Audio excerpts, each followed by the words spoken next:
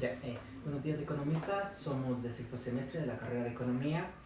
Nosotros tenemos preparada una pequeña entrevista con el objetivo de conocer el rol que desempeñaron las personas que estuvieron a la cabeza de la recaudación y distribución de donaciones dentro del centro de acopio de la Universidad Central de Ecuador, haciendo énfasis a las personas que representaron a nuestra facultad.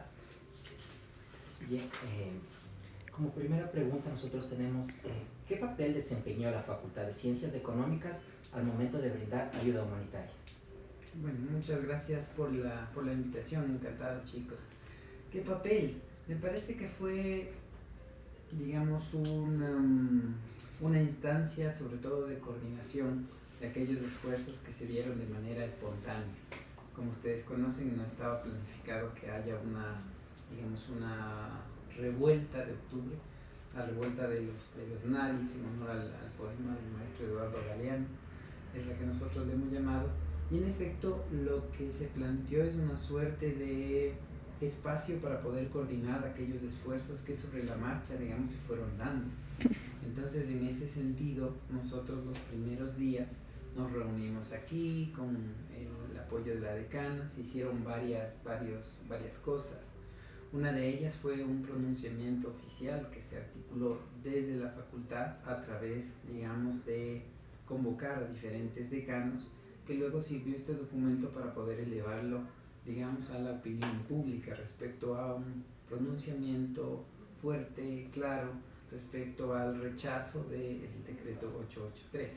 Entonces, en ese marco sabíamos que también los compañeros indígenas y campesinos habían organizado una marcha hacia Quito y evidentemente necesitaban de todo el aparataje logístico, que de hecho la ciudad luego respondió de modo extraordinario, y que necesitaba esas instancias de coordinación que espontáneamente se dieron luego en otras universidades también.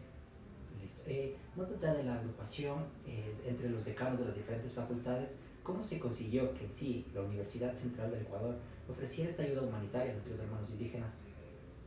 Me parece a mí que se puso de manifiesto la voluntad, la solidaridad de nuestras autoridades, del rector, que en principio debo decir manejó con mucha cautela digamos, este asunto, esta apertura.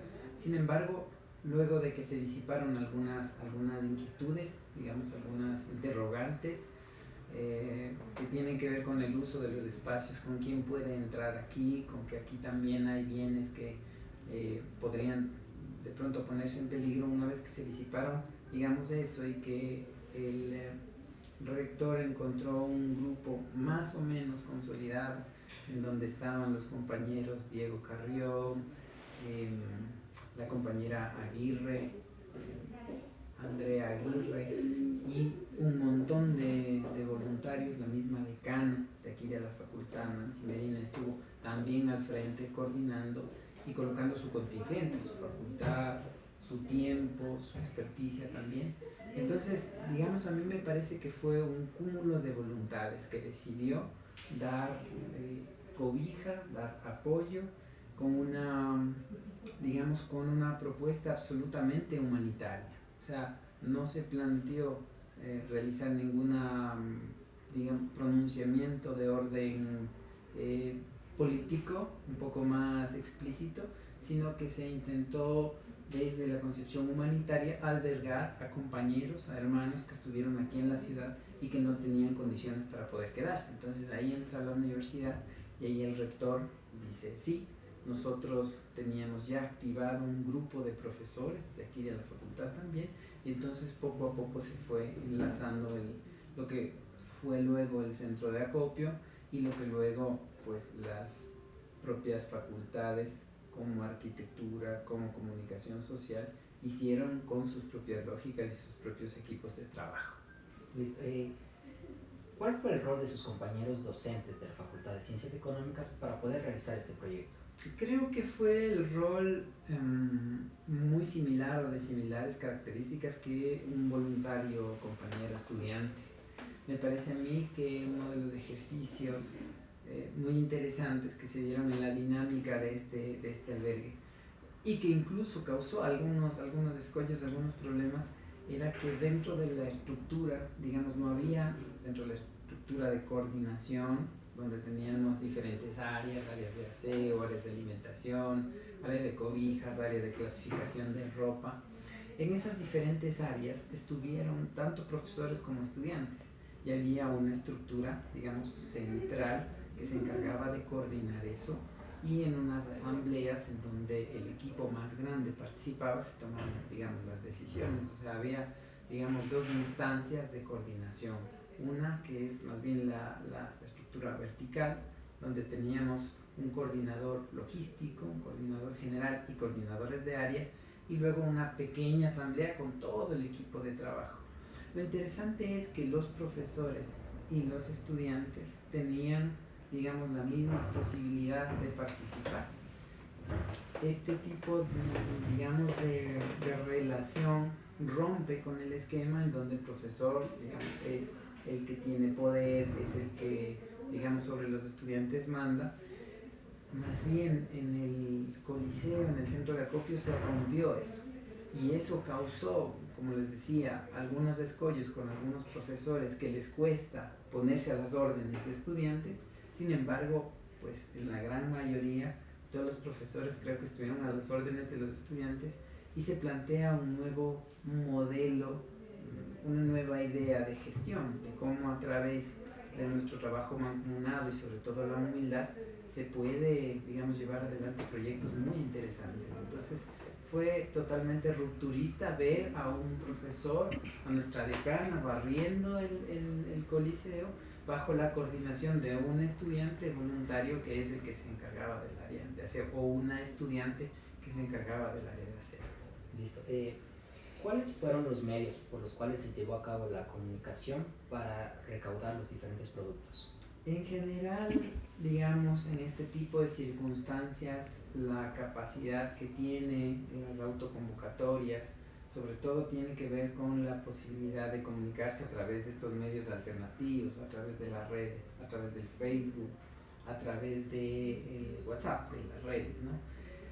Por supuesto, es un medio de comunicación que tiene ventajas y que también, digamos, en su desorden puede crear caos, desinformación. Sin embargo, fue una plataforma que a nosotros nos permitió convocar en diferentes momentos, intentando atender las diferentes necesidades de cada tiempo. Entonces había momentos en donde ya no necesitábamos más pan, teníamos demasiado pan, entonces enviaban los mensajes a través de nuestras redes personales, y los estudiantes, digamos, reenviaban esta información de tal manera que funcionó muy bien.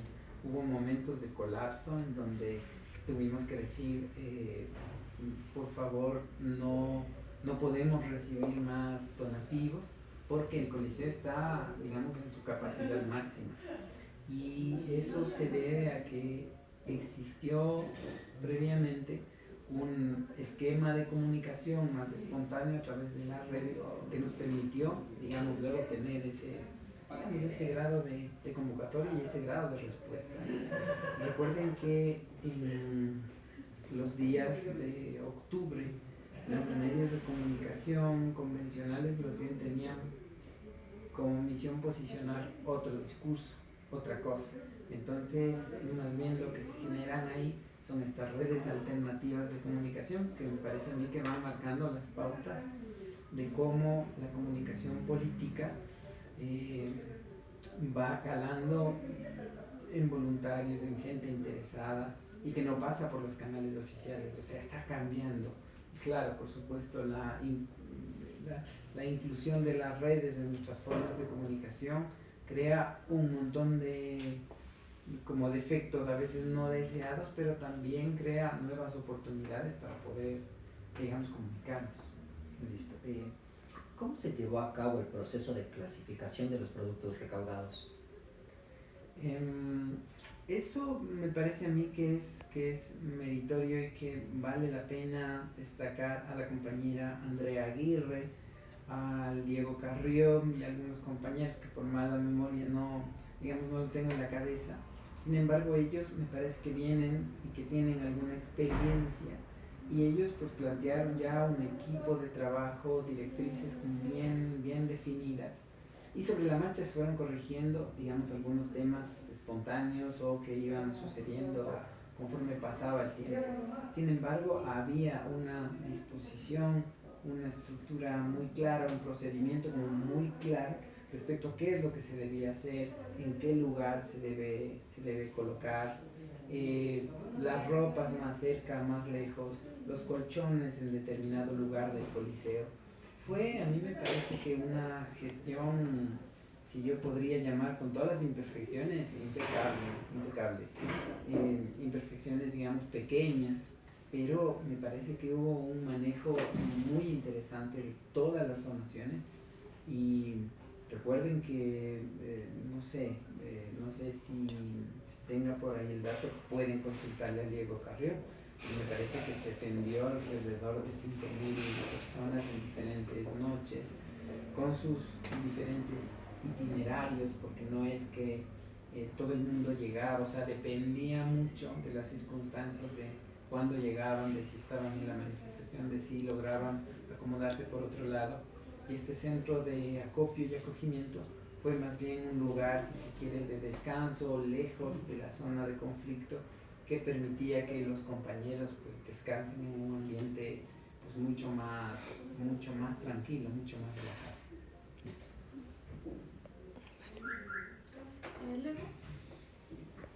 ¿Qué se realizó con los productos recaudados que no fueron utilizados?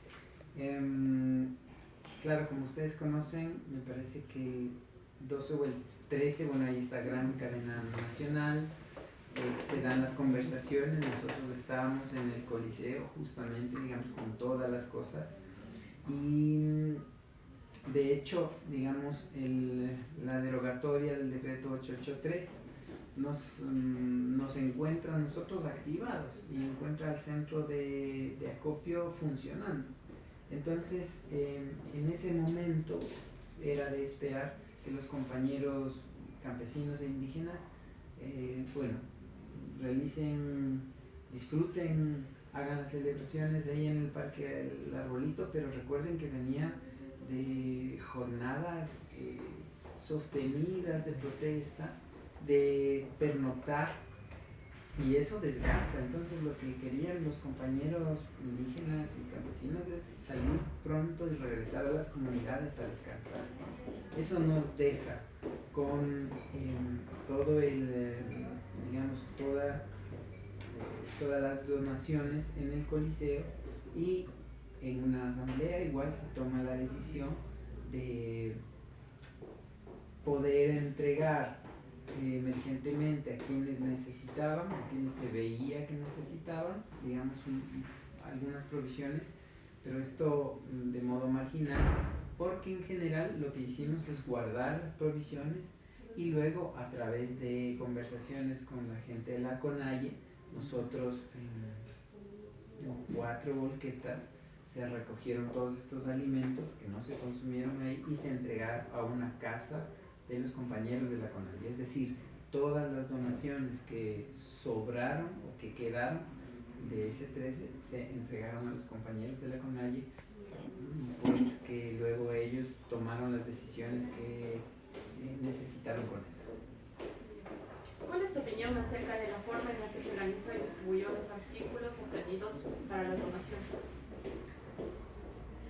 Bueno, hubieron varios momentos, ¿no? Cuando estuvimos en el centro de acopio y en el albergue, nosotros teníamos la distribución de aquellos alimentos a los líderes y dirigentes comunitarios que llegaban, digamos, con su grupo, y se lo hacía a través de los líderes, porque de otro modo sería totalmente desordenado comenzar a entregar de manera individual. Entonces se hacía una reunión con los líderes solicitaban, digamos, las cosas que iban necesitando, y luego uno por uno se iba atendiendo esos requerimientos. No solo alimentos teníamos ahí, sino teníamos toallas, ropa, material de aseo, etcétera, etcétera. Y también un área especializada con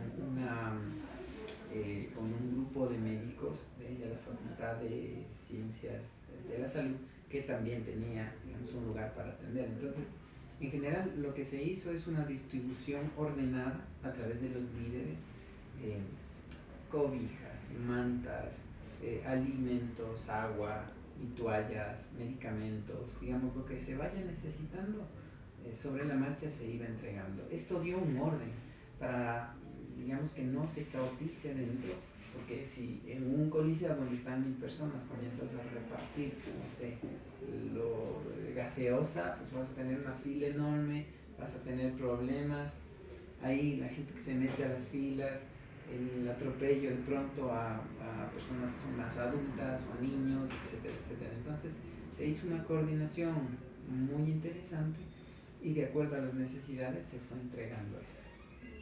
¿Cuáles fueron las dificultades encontradas en el proceso de recaudación de donativos?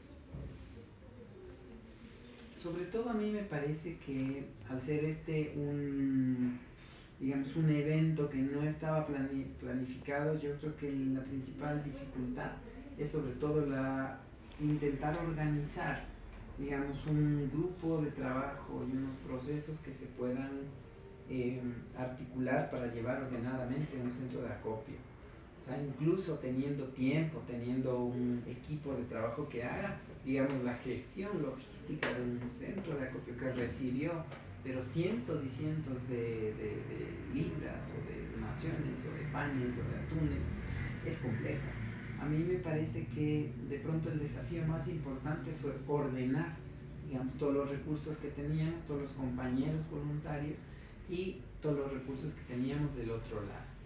Encajar esto con las necesidades más o menos de los compañeros que venían y que necesitaban diferentes cosas.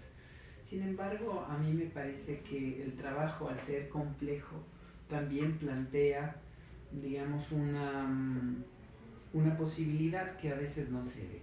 Y yo creo que cuando las cosas se hacen con voluntad, cuando hay la gente que está activada, que es solidaria y que entiende cómo más o menos puede gestionarse un centro de acopio, así como profesor te pongas a las órdenes de un estudiante, yo creo que las cosas funcionan. Entonces, para mí fue un descubrir muy interesante de cómo la sociedad en determinados momentos puede organizarse de tal manera que sorprende. O sea, había momentos en los que ya no podíamos recibir nada más, ¿no? La generosidad era tanta que nosotros pues, decíamos, no podemos, digamos, recibir más, por favor lleven al parque el arbolito porque de pronto ahí lo necesitan, porque no puedes colapsar y no puedes poner en riesgo, digamos, la seguridad de 800 o 1000 personas que estaban ahí, donde el espacio físico ya no te daba. Recuerda, no era una bodega en donde tienes estantes, puedes clasificar un poco en orden,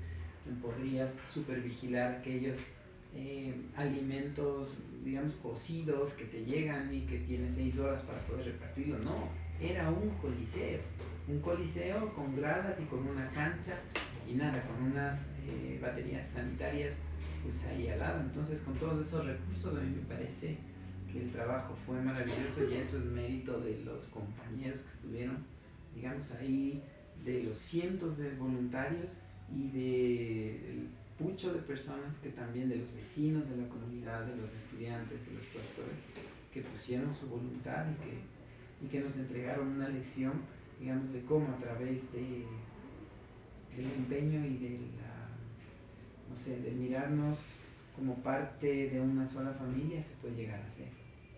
Ya. En el proceso de distribución de donativos, ¿cuáles fueron los inconvenientes? Pero quizá uno de los inconvenientes que nos preocupaba mucho es que había donaciones de alimentos frescos, alimentos preparados. Y digamos esto, o sea, tenemos a veces ollas, ¿no? de chaulafán, ollas de arroz, ollas de papas. Entonces, teníamos mucho la preocupación de que al no tener un lugar frigoríficos para poder guardar esa comida pasados unas cuantas horas tienes el riesgo de que comience a deteriorarse, a dañarse, a corromperse. Entonces, imagínate en medio de todo eso, no sé, una intoxicación por alimentos no frescos encima de los compañeros que estaban, nos preocupaba mucho. Nos preocupaba mucho el hecho de que también en medio de toda la voluntad de todos podrían decir, sí, la gente come pan y te van a dar cientos y cientos de panes, cuando, digamos, compañeros indígenas tienen otra, digamos, otra forma de alimentación, o sea, decían ya no queremos pan porque el pan no formaba parte, y es entendible, ¿no? Las jornadas de los campesinos comienzan muy temprano y necesitan alimentos fuertes, calóricos, porque de hecho las jornadas son muy largas y muy desgastantes, y el pan es en realidad tiene, digamos, calorías un poco vacías, entonces necesitaban otro tipo de cosas. Sin embargo, creo que cualquier problema es absolutamente lidiable y fácilmente resolverlo. Tomando en cuenta todo este proceso, ¿cuál fue su reacción al observar la gran acogida que tuvo el llamado de la comunidad universitaria?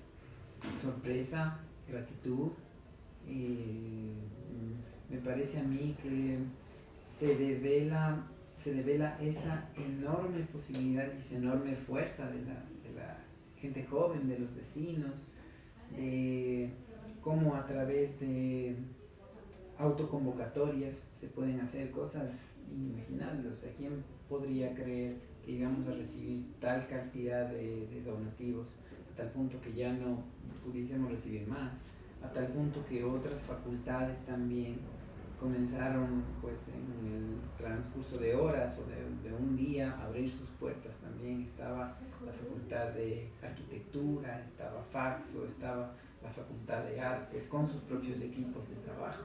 Entonces a mí me parece que de algún modo es un despertar, ¿no? Es un despertar, es como preguntar a los jóvenes franceses en los chalecos amarillos qué fue, digamos, lo que activó, y luego cómo te sientes cuando tienes, pues, 1 millón de personas en la calle jugándoselas para que mejoren los salarios, para que no suban los precios del metro. O en Chile tienes las grandes manifestaciones, sobre todo de los jóvenes, que yo creo que se descubren a sí mismos como una fuerza de transformación muy importante. Aparentemente, digamos, ese no involucramiento en la política, no involucramiento en la protesta social, mantiene, digamos, esas masas calmadas. Sin embargo, cuando se activa algo, yo creo que son cada vez más conscientes de que el Ecuador puede cambiar con la participación de los jóvenes. O sea, una marcha de 1 millón de jóvenes diciendo no nos baje el presupuesto en universidades, yo creo que pondría un alto a cualquier gobierno y, digamos, plantearía otra forma de organización. Por medio de lo que usted pudo evidenciar, ¿en qué condiciones llegaron nuestros hermanos indígenas al punto de encuentro en donde todos estaban recolectando las donaciones? En general, digamos, las condiciones físicas eran buenas, estaban cansados del viaje, luego cansados de las jornadas de protesta en la calle, ¿no? Que, digamos, involucra un desgaste físico, incluso emocional también. Sin embargo, yo les vi bien, positivos, organizados. Uno podría creer que uno desde la visión, ¿no? desde ciudad, uno dice, no son organizados, y se equivoca muchísimo, ¿no? Si entraban a los baños de un coliseo que apenas tenía, no sé, 8 o 9 baterías, y tienes 800 o 900 albergados, tú podrías decir, es un desastre, va a ser un colapso. En general, no. En general, los líderes indígenas tenían dentro de sus equipos gente destinada, pues no sé, al cuidado, al recogimiento de la ropa, al cuidado, al recogimiento de víveres. Otros se encargaban del agua, otros se encargaba del aseo de los baños. Entonces a mí me parece que hay un montón de cosas que los citadinos no alcanzamos a ver y que se pusieron en evidencia ahí: el grado de organización, la fuerza, digamos, la humildad, la tranquilidad de los compañeros cuando llegan y cuando se sienten agradecidos por una universidad que les abre los brazos. ¿Cree que el respaldo de la comunidad universitaria fue suficiente para satisfacer las necesidades de los indígenas? La pregunta es amplia. Me parece que si la acotamos al movimiento, digamos, al levantamiento de octubre, a la revolución de la rebelión de los naños, me parece que sí, la universidad estuvo a la altura en medio de todas sus limitaciones y contradicciones, y las voluntades que se ponen a flor de piel. Me parece que la universidad cumplió un papel ejemplar, no solo la Universidad Central, teníamos también la Simón Bolívar, teníamos la Salesiana, teníamos la Universidad Católica también. Entonces me parece que hace tiempos, digamos que las universidades no tomaban partido, no tomaban una posición y que tenía que ver con una labor humanitaria, o sea, no tenía, digamos, otro fin. Nosotros no salimos a pronunciarnos en términos de queremos la derogatoria, sino simplemente lo que vamos a ofrecer es un lugar para que los compañeros campesinos e indígenas descansen. ¿Cómo qué ciudad podría abrigar, digamos, a sus paisanos que están viniendo y que de hecho evidentemente comparten una preocupación también con nosotros? O sea, es claro, ¿no? ¿Cómo mejoraría el proceso si llegara a suceder en lo posterior? Creemos que necesitamos estar activados. Necesitamos, digamos, con esa experiencia, me parece que ganamos un montón en términos de conocer los equipos, de saber quién está detrás, quién puede trabajar, quién no, porque digamos, en medio de toda esa experiencia, claro, pues, también hay profesores, también hay voluntarios que llegan a tomarse la selfie y luego se van. O hay compañeros estudiantes, no sé, que comienzan a crear rumores, que comienzan, digamos, no sé, con qué intención también a provocar, a difundir una serie como de cosas que crean el caos, que cautizan y que preocupan. Una de las noches, por ejemplo, era que ya llegan y que van a lanzar gases lacrimógenos y que hay que estar como... Y nosotros teníamos un coliseo que no tiene una salida de emergencia por la parte de abajo, sino que tiene una salida de emergencia arriba. Entonces, esa preocupación, digamos, constante de que pueda haber una bomba lacrimógena en la puerta, cosa que si hubo una salesiana o que hubo también el lanzamiento de bombas en la Casa de la Cultura, viendo madres y niños, entonces nos preocupó mucho, ¿no?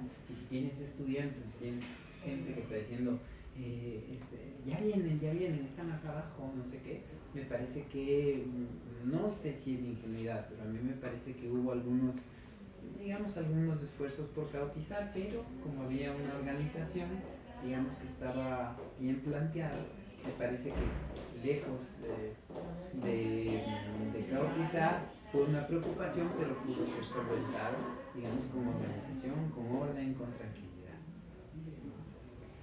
¿Cómo se siente usted al pensar en las manifestaciones de Ucrania? Me parece a mí que es uno de esos pequeños milagritos que aparecen, y esos milagritos no realizados por Dios, sino realizados por la gente. Como dice don Silvio Rodríguez, yo quiero rezar a fondo un hijo nuestro en esa canción que habla del necio, ¿no? Creo que se descubre la posibilidad de que los pueblos, a través de su participación activa, a través de interesarse, a través de creer que la política es el ejercicio de entregar un sándwich a un compañero que viene a pelear para que no suban los pasajes, para que no suban los combustibles, me parece a mí que hay un despertar muy interesante. Entonces, los movimientos juveniles me parece que están cada vez entendiendo y teniendo la conciencia más clara de que ellos pueden ser los artífices de hecho de cambios muy importantes. O sea, pensemos en la primavera árabe, pensemos en los chalecos amarillos, pensemos en las manifestaciones en Colombia hace pocos días, pensemos en la revuelta de octubre, pensemos en el movimiento de los compañeros jóvenes de Chile. O sea, digamos, hay una fuerza muy potente en los jóvenes, y creo yo que eso se puso, digamos, en evidencia. Son esos milagros que no son hechos por Dios, sino por gente de carne y hueso que está consciente de que la lucha precisamente no pasa por ser violenta, pero sí a través del uso de la razón. Finalmente, ¿considera que todo el esfuerzo que se realizó valió la pena? Por supuesto, evidentemente. Es más, me parece a mí que hay un antes y un después, ¿no? Incluso en términos de, digamos, después de esa cadena nacional donde tienes a un presidente absolutamente debilitado, absolutamente titubeante, sin tener certeza ni seguridad en las cosas que se va haciendo, y luego pues a los líderes indígenas con una posición muy clara y digamos con una respuesta de la sociedad muy, muy interesante. A mí me parece que cualquier medida que se pueda tomar después, me parece que tiene que ser impensada. Es más, no es ninguna coincidencia que hace pocos días, digamos, el gobierno de la austeridad haya destinado una importante cantidad de recursos para armar a las fuerzas armadas con provisiones de armamento no letal, ¿no es cierto? Entonces, por un lado, claro, dices, no tengo presupuesto y vamos a recortar todas aquellas ayudas, por ejemplo, que se dan en la protección de las mujeres en términos de cantidad de abogados, cantidad de fiscales, cantidad de fondos que se utilizan para programas de concientización. Entonces dicen, no tengo presupuesto, pero al mismo tiempo, digamos, me parece que hay una preocupación muy fuerte respecto a que un octubre de 2019 vuelva a producirse. Y digamos, en ese sentido me parece que el mismo gobierno sale debilitado, un posible candidato de la costa como Jaime Nebot también sale muy golpeado y me parece que el tablero, digamos, vuelve a reconstituirse como una suerte de un movimiento indígena que me parece a mí que tiene capitalizado un sentido de legitimidad en la lucha, en la protesta social, y un gobierno que no hace otra cosa que deslegitimar la protesta social a través de que haya sido violenta o de que haya el discurso de que fueron infiltrados o que, no sé, detiene a un grupo de venezolanos que al final se conoce que trabajaban como choferes, pero que luego aparece la ministra diciendo son infiltrados venezolanos que vienen acá a usar a las masas y no sé qué, o hay fondos extranjeros que son los que están financiando eso, ¿no? Cuando tienes, digamos, un escudo hecho de madera que está en contra de las tanquetas. Entonces, me parece a mí que dentro de toda esa construcción hay la lección muy importante de que una sociedad organizada, a través de sus diferentes mecanismos, puede hacer temblar. Y me parece que el gobierno ha aprendido su lección. Y es más, cuando no tiene la razón, pues lo único que le queda es la fuerza. Y eso es lo que se está viviendo. Tienes a Radio Pichincha que en este momento está enfrentando un orden de clausura, de cierre de una radio, digamos, porque pues posiblemente se vengan tiempos más complicados y los medios de comunicación juegan un papel muy importante. Si no tienes a gente comunicada, entonces pues se desorganizan un poco las fuerzas. Pero sobre todo a mí me parece que es una lección que nos hace entrever la fuerza que tenemos para organizarnos y para decir un alto a la injusticia.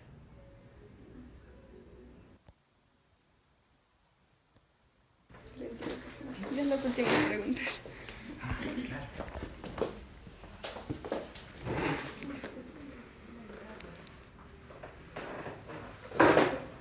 Para continuar la pregunta, ¿qué piensa que se debería hacer para que no se repita el suceso del pasado octubre?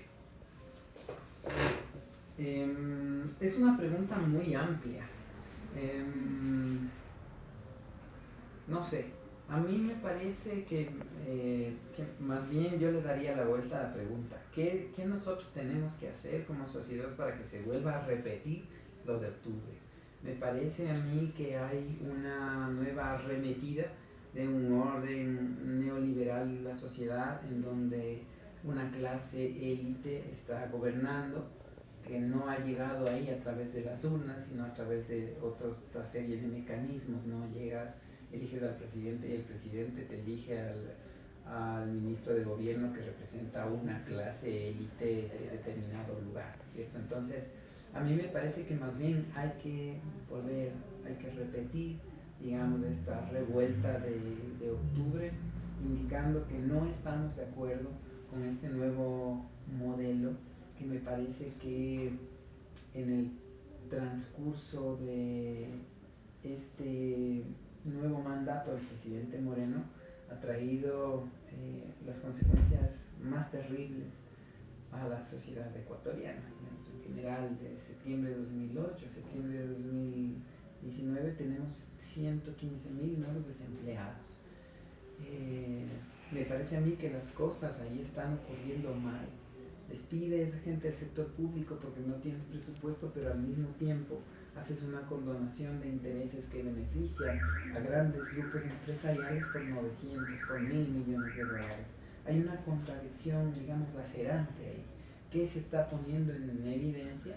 Pues me parece a mí que un nuevo proyecto que entra, no por la puerta grande, no es el proyecto político con el que se lanza una campaña y luego se refrenden las urnas, ¿no?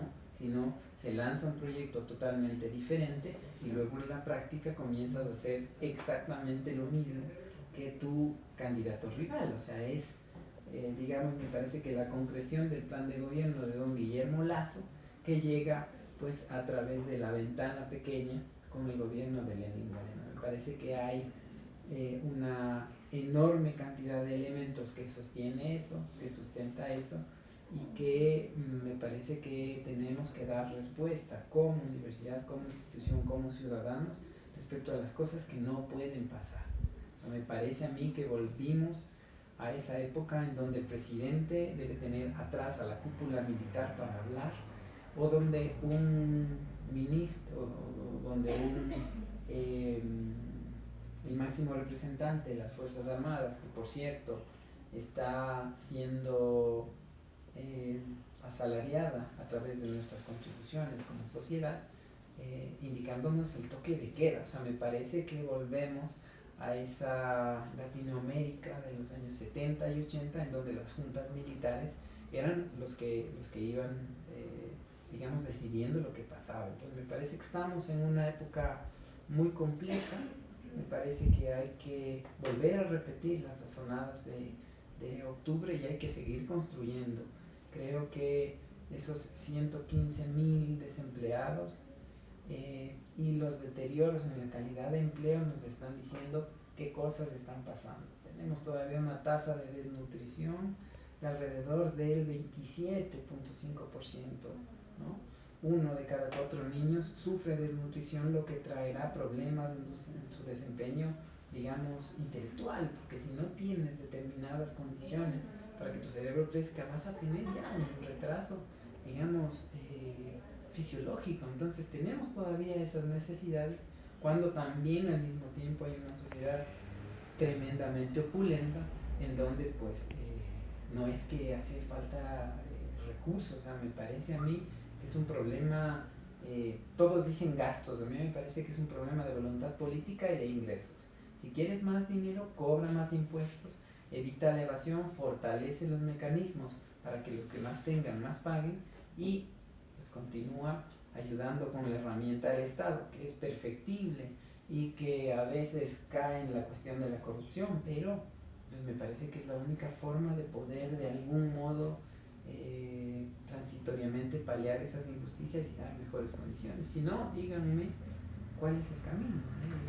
La libre competencia a través de poner no sé, competir a un infante con un atleta profesional, me parece que ese no es el camino. Entonces hay que volver a las sazonadas de octubre, hay que, en términos estratégicos, corregir aquellos errores por donde, digamos, siempre intentan posicionar otras cosas, evitar la violencia, digamos, en estas formas, para que ninguno de los compañeros manifestantes salga herido, pero hay que dejar claro que la violencia primera es la que parte del mismo Estado que te dice que un galón de diésel te cuesta el doble entre la noche y la mañana.